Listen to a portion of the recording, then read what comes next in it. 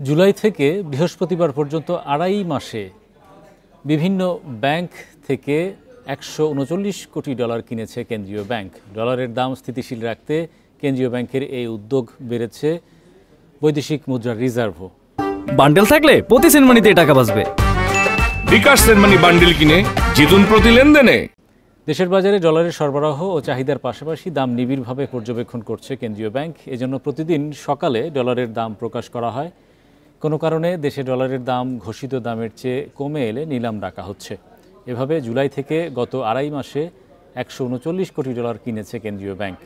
এদিকে অর্থ পাচার রোধে সরকারের কঠোর পদক্ষেপে প্রবাসী আয় ও রপ্তানি আয় দুটোই বেড়েছে। যেসব ব্যাংকের কাছে অতিরিক্ত ডলার জমেছে তারা নিলামের মাধ্যমে বিক্রি করেছে। এতে ডলারের দাম পুরোপুরি বাজারের ওপর নির্ভরশীল হয়ে উঠেছে।